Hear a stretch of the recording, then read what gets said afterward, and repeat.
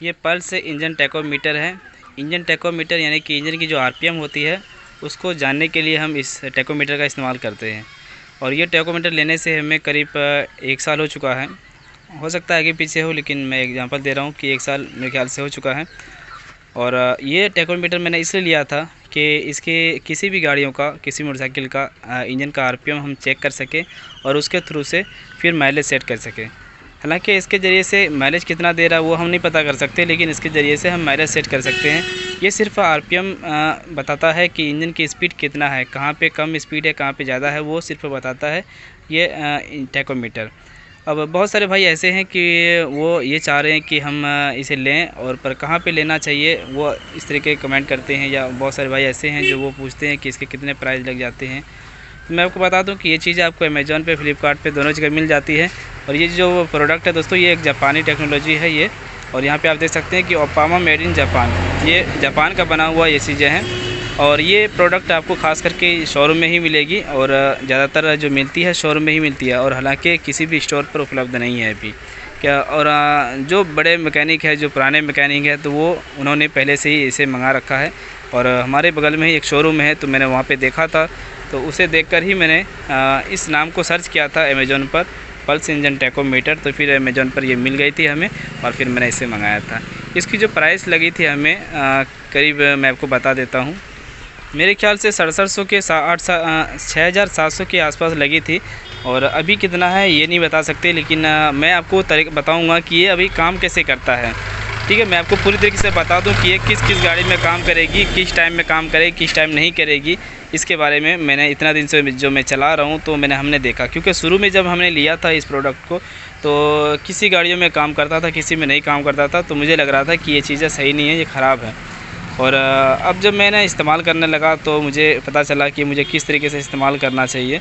और ये सभी गाड़ियों में हम यूज़ कर सकते हैं, कहीं कोई दिक्कत नहीं है, और अच्छी तरीके से हम यूज़ कर पा रहे हैं।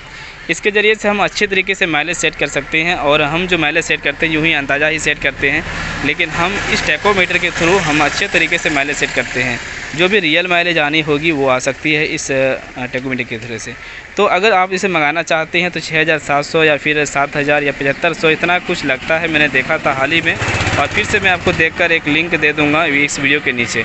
चलो मैं आपको इसकी जानकारियाँ दे दूं कि ये किस तरीके से अभी काम करता है। सबसे पहले आपको यहाँ पे क्या करना होगा, ये जो आप देख पा रहे हैं, ये नीचे रीसेट का ऑप्शन होता है, आपको ये बटन दबाना होगा। इसे जब बटन दबाएंगे तो हमने जो भी काम किया था इसके साथ, जो भी छेड़छाड़ किया था पहले, वो रीसेट हो जाएगी। और फिर से ये नया जो भी इसका आरपीएम खिंचाव करता है वो यहाँ पे से शो करेगा। और उसके बाद यहाँ पे आता है 2 cylinder, 2 stroke, 4 stroke, 4 stroke, 1 cylinder, 2 cylinder, ये इस तरीके से इसमें लिखा हुआ आता है। तो हमें जो चुनना है, हम इस तरीके इधर चुनेंगे, हमें ये वाला चुनना है 4 स्ट्रोक 1 सिलेंडर। जो 1 सिलेंडर वाली इंजन होती है हमें 1 सिलेंडर के लिए यहाँ पे चुनना है, और 2 सिलेंडर वाले के लिए 2 सिलेंडर चुनना है। 2 सिलेंडर वाले में क्या होता है कि 2 स्पार्क प्लग लगी हुई होती है, 2 नोजल 2 प्लग होती है, अलग अलग होती है, तो उसके वजह से दिया जाता है। ठीक है, तो ये फ़िलहाल जो काम करता है दोस्तों, ये एक करंट की मदद से काम करता है। जैसे कि ये स्पार्क प्लग यहाँ पे लगा हुआ है, तो इसके करंट के थ्रू से ये काम करता है। इसके अंदर कोई सेंसर लगा हुआ है जो वो इसके करंट को शो करता है। इसकी जो करंट होगी, ये कितना स्पीड में चल रही है, इसकी जो आरपीएम कुछ वहाँ से हम इसके जैसे कि मैग्नेट में आप देखते हैं कि एक चुम्बक टाइप का ऊपर से एक लोहे का पार्ट होता है। जैसे आप स्प्रिंग की मैं आपको दिखा दूँगा वो क्या चीज़ होती है। जैसे कि इसमें पिकअप कॉइल होती है, और उसके ऊपर एक छोटा सा लोहा सा बना हुआ होता है, तो वो एक टाइमिंग होता है। आरपीएम वही बताता है कि गाड़ी की इंजन कितने स्पीड में चल रही है, वहीं से आरपीएम को चेक किया जाता है। और पल्सर बाइक में तो आरपीएम मीटर होता है, और हम इसमें जैसे कि जिसमें भी आरपीएम मीटर नहीं है तो हम इसके थ्रू से चेक कर सकते हैं। अभी मैं इस गाड़ी को स्टार्ट करूँगा तो इसके इंजन कितना स्पीड में चल रही है वो ये बता देगा। ठीक है, स्टार्ट कर गाड़ी। देखिए मैंने गाड़ी को स्टार्ट किया, और इसकी स्पीड को हम चेक करेंगे। अब देखिए हमने जो यहाँ पे आरपीएम मीटर रखा है, तो इसमें स्पीड यहाँ से शो कर रहा है। देखिए ये हमने रखा है, तो ये आरपीएम बता रहा है, इंजन की जो स्पीड है ये बता रहा है। छोड़, हम जैसे रेस छोड़ देते हैं तो ये 900 के करीब में इंजन की स्पीड है। हमने 900 के करीब में इसके आरपीएम को सेट करके रखा है, और इंजन अभी 900 के स्पीड में चल रही है। जब हम एक्सीलेटर खींचेंगे तो इसकी स्पीड बढ़ेगी, यानी कि इंजन की जब स्पीड बढ़ती है तो ये भी बताता है कि ये इंजन इतने स्पीड में चल रही है। तो हम जैसे कि रेस खींच पा रहे हैं, तो रेस खींचते ही स्पीड बढ़ाते ही ये 3500 के करीब आ चुकी है। तो ये बता रहा है इंजन की स्पीड को।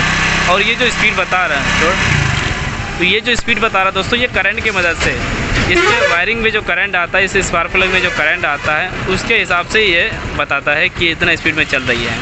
अब इसके ज़रिए से हम माइलेज कैसे सेट करते हैं, माइलेज सेट कैसे करते हैं, इसके लिए तो मैंने कई सारे वीडियो बना के रखा है, लेकिन मैं आपको फिर भी बता दूं कि इसका फ़ायदा आपको बहुत सारे होने वाली है। 4 उंगली के दूरी पर अगर हम इसे रखते हैं तो ये काम करने लगता है। आप इसको ऐसे सटा कर भी रख सकते हैं, देखिए इसको इस तरीके से भी रख सकते हैं। और बहुत सारे मोटरसाइकिल ऐसे हैं जो अब अगर हम इसको ऐसे सटाएंगे तो वो सही मीटर नहीं बताता, वो ज़्यादा बताने लगता है। अगर थोड़ा दूर हम करेंगे तो फिर सही रिजल्ट बताने लगता है, हमने ये देखा है। तो हर बाइक में थोड़ा अलग अलग किस्म का ये RPM टैकोमीटर काम करता है। चलो मैं आपको बताता हूँ कि इसका माइलेज कैसे सेट किया जाता है। यहाँ पे मैं बाइक को स्टार्ट करूँगा और ये है प्लग का तार, इसी प्लग के तार के साथ हमें रखना है, इसके करीब में रखना है इस टैकोमीटर को। और गाड़ी स्टार्ट करने के बाद जितनी भी RPM होगी उससे हमें ज़्यादा RPM करना है। ये होगा RPM स्पीड स्क्रू है, इससे हम इंजन की स्पीड को बढ़ाते हैं। और फिर ये जो होता है साइड में, ये होता है एयर स्क्रू, इसके ज़रिए से हम एयर को सेट करते हैं। अंदर से जो एयर फिल्टर के ज़रिए से जो हवा आती है, एयर आती है, वो एयर इस पेट्रोल से साथ मिक्स होके ये अंदर की हो जाती है हेड में। तो हम जो सेट करते हैं वो एयर को सेट करते हैं, ना कि माइलेज को सेट। एयर को जब हम सेट करेंगे, सही जगह पे सेट करेंगे, तो फिर उसके ज़रिए से माइलेज भी सेट हो जाती है। मैं बाइक को स्टार्ट करता हूँ, देखता हूँ कि गाड़ी अभी कितने RPM में है।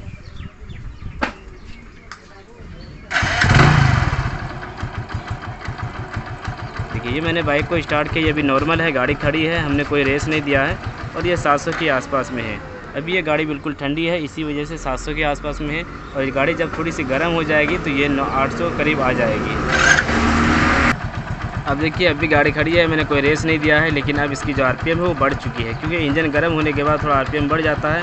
और RPM जो हमें रखना चाहिए इंजन गर्म होने के बाद ही रखना चाहिए, और 900 के करीब में है। अभी जो BS6 बाइक आती है उसमें 1400 के आसपास में RPM रहता है। अब हमें करना है ये देख सकते हैं, इससे कनेक्ट है, इसकी ये सेंसर के जरिए से खिंचाव करता है, इस वायर के थ्रू काम करता है। यहाँ से मैं RPM को बढ़ाऊँगा, ये मैं यहाँ से जैसे बढ़ाऊँगा उसके बाद ये 3000 के करीब हमें स्पीड ले जाना है। उसके बाद फिर हम इस नट को टाइट करेंगे। इस नट को जो हम टाइट करेंगे, पहले मैं आपको दिखा दूँ। इस नट को जैसे हम जो एक राउंड बोलेंगे, हमारा जो एक राउंड होता है ये होता है इस तरीके से। ये वाला जो इस पेचकस का जो आप मुँह देख रहे हैं, इस वाले पार्ट को अगर हम घुमा के ऐसे ऊपर ले आएंगे, ये एक राउंड हो जाती है, ठीक है। जैसे कि मैं आपको दिखा दूँ, जैसे कि ये इस पेचकस को हम ऐसे घुमाएंगे, ये एक राउंड हो गया। इस तरीके से हमें 3 राउंड के आसपास में हमारे सेटिंग करना होता है। मैं पहले इंजन की RPM को बढ़ाता हूँ।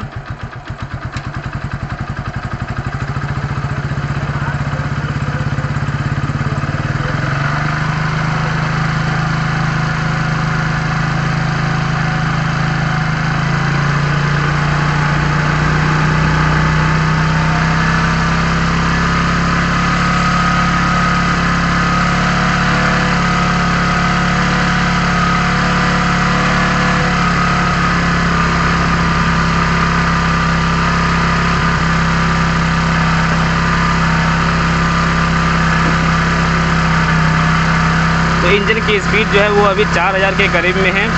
अब मैं इस एयर स्क्रू को टाइट करूँगा।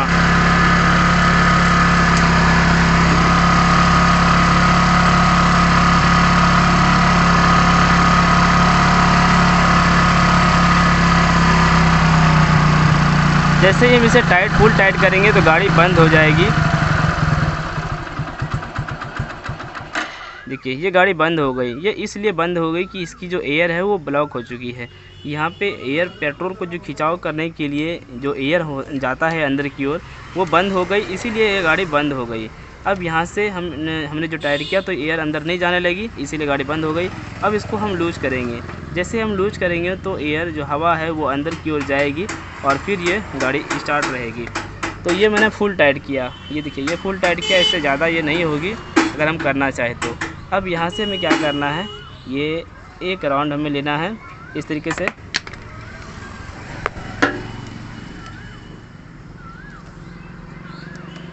और फिर हमें ये 2 राउंड लेना है, और फिर हमें ये 3 राउंड लेना है। इस तरीके से जैसे मैं 3 राउंड लूँगा तो उसके बाद आप इंजन की स्पीड को देखेंगे कि ये कुछ ज़्यादा बढ़ेगी या कम होगी, जो भी होगा। अब इसी के आसपास में जैसे ये 3 राउंड हुआ, अब थोड़ा 3.5 हो गया, 3.5 हो गया, या 4 हो गया राउंड। इस तरीके से आपको देखना है कि इंजन की स्पीड कहाँ पे ज़्यादा कम हो रही है। जहाँ पे ज़्यादा रहती है इंजन की स्पीड, उसी जगह हमें छोड़ देना होता है, और उससे पता हमें चलता है कि एयर और पेट्रोल बिल्कुल बराबर जा रही है, इंजन की चाल बिल्कुल सही है, तो इससे माइलेज सेट हो जाती है। फिर से मैं एक बार करना चाहूँगा क्योंकि बाइक अभी बंद है, इसीलिए मैंने आपको पूरी बातें बता दिया। ये फुल टाइट किया, मैं एक राउंड ये लूज कर लेता हूँ, वरना गाड़ी बंद स्टार्ट नहीं रहेगी हमारी स्टार्ट।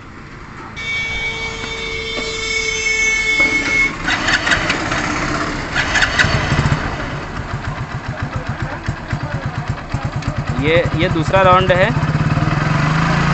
मैंने दूसरा राउंड लूज किया। अब इसके बाद ये तीसरा राउंड जा रहा है, ये तीसरा राउंड आ गया,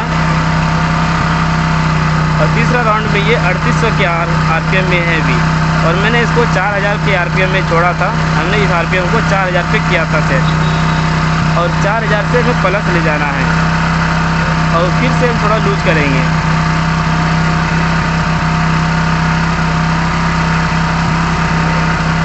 देखिए ये चौथा राउंड हो गया।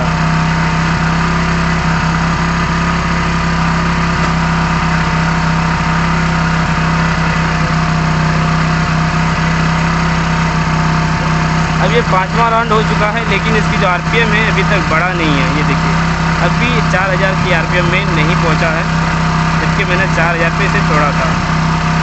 तो हम क्या करेंगे, थोड़ा और टाइट करेंगे, अब लूज नहीं करना है इससे ज़्यादा। इससे ज़्यादा अगर लूज करते हैं तो कुछ भी फ़र्क नहीं पड़ता है।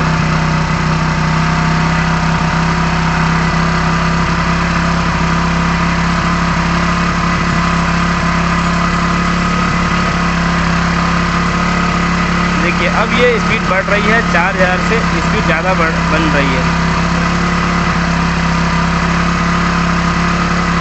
अब हमने कितना राउंड लिया ये हम भूल चुके हैं, क्योंकि हमें जो देखना है यहाँ पे आरपीएम टैकोमीटर सिर्फ देखना है। हम टैकोमीटर सिर्फ देख रहे हैं, इसीलिए हम एयर स्क्रू को नहीं देख रहे हैं हमें कितना घुमाया हमने।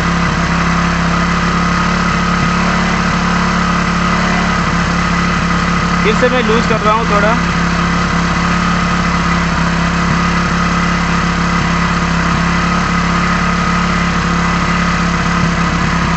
यानी कि इससे ज़्यादा ये स्पीड नहीं बढ़ेगी, इससे ज़्यादा आरपीएम नहीं होगी।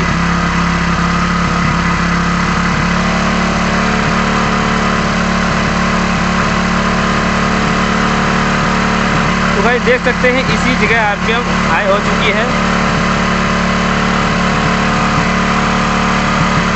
देख सकते हैं। और मेरे हिसाब से यहाँ पे एयर और पेट्रोल की मिक्स अब सही हो चुकी है।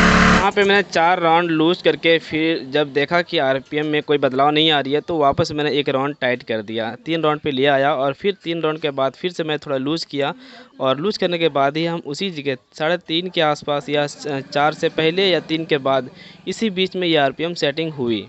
आगे देखते रहिए, और हम इसका स्पीड को कम करेंगे।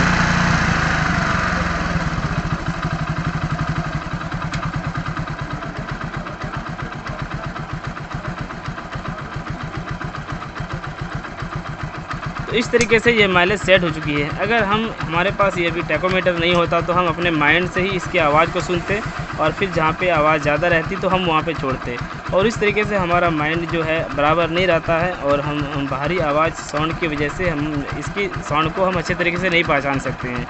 इसलिए जब हम इस टैकोमीटर का इस्तेमाल करेंगे तो ये डायरेक्ट ये शो करेगा, यहाँ से दिखाएगा कि इंजन की स्पीड कहाँ कम हो रही है और कहाँ पे ज़्यादा हो रही है। हमने इसको 4 पर भी नहीं लाया, 4 अब मेरे ख्याल से अब कितना पे ये सेट हुआ है ये हमें पता नहीं है, लेकिन हमने जो सेट किया ये टैकोमीटर के ज़रिए से, जहाँ पे स्पीड ज़्यादा बढ़ा हमने छोड़ दिया, लेकिन इतना है कि 4 से भीतर है और 3 के आगे है, हम इतना जान सकते हैं। क्योंकि 4 के पार जब हम कर रहे थे, लूज कर रहे थे 4 से ज़्यादा, तो इंजन जो आरपीएम है वो सेट नहीं कर रही थी, और जब हमने उससे फिर वापस हमने टाइट करना चाहा, टाइट करने लगा और उसी जगह आसपास थोड़ी बहुत आगे पीछे हमने पेचकस से हिलाया डुलाया तो अचानक से आरपीएम इसकी बढ़ गई।